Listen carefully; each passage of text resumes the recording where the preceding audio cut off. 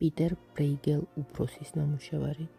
ზამთრის პეიზაჟი მოციგურავეებითა და ჩიტების მახით.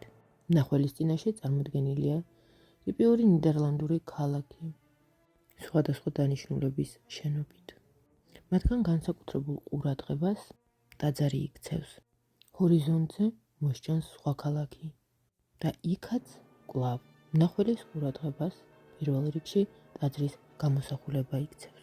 თითქოს არაფერია ამ ნახატში უცნაური. თითქოს არაფერია უცნაური ამ ნახატში.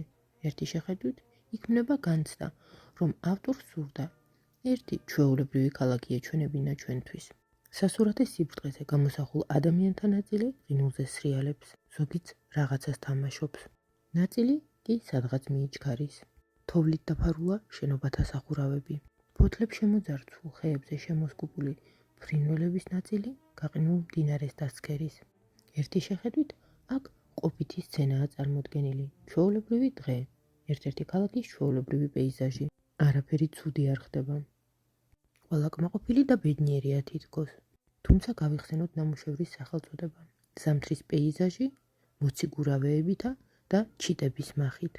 და მართლაც, ნამუშევრის ქვედა მარჯვენა არეში ხედავთ მახეს ჩიტებისთვის. ხის დაფის ქვეშ მოჩანს დაყრილი საკენკი, რომელიც ფრინველის შესატყუებლად მიმოუფანტავთ. ხის დაფაზე გამობმული თოკი სულ ერთი მოგაჩვაა საჭირო, რომ მის ქვეშ მოქცეული ფრინველები დაიჭიროს მათზე მონადირემ.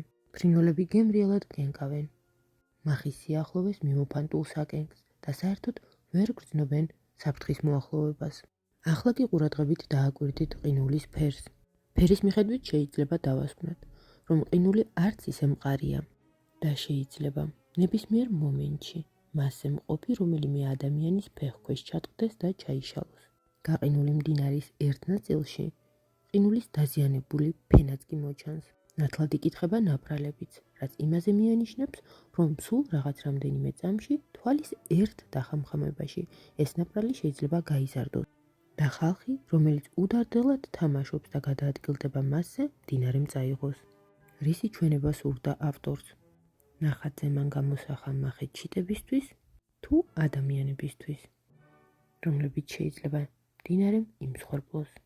იქნებ ავტორი უბრალოდ ზამთრის პეიზაჟს ხატავდა. ან იქნებ იმ ხალხზე ცდილობდა აქცენტის გაკეთებას, რომლებიც უდარდელად ცხოვრობენ და მოახლოებულ საშიშროებას ვერ გრძნობენ. ყურადღება მინდა გაამახვილოთ კიდევ ერთ გარემოებაზე. ნამუშევარში წარმოდგენილი ფრინველები საკმაოდ დიდი ზომისანი არიან. აი დააკვირდით პირველ ისარს. ხის დოძე ჩამოსკუპებული ორი ჩიტი მათ სიახლოვეს გამოსახული ორი ადამიანის ზომისაა თითქმის. ჩიტების ნაწილი წინა პლანზეა წარმოდგენილი, ნაწილიც შედარებით სიღრმეში. ცხადია, რომ შედარებით წინ წარმოდგენილი ჩიტუნების ზომა უნდა აღემატებოდეს მათ უკან გამოსახულ ფრინველთა ზომას. მაგრამ იქნებ ჩიტუნებზე აქცენტს სპეციალურად აკეთებს ავტორი. მკვლევართა ნაწილი მიიჩნევს, რომ ჩიტი შეიძლება იყოს ადამიანის სულის ალეგორია ამ ნამუშევარში.